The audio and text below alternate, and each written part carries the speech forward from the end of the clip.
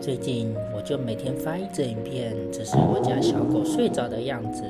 别人听雨声白噪音入睡，我听的是小猪的打呼声。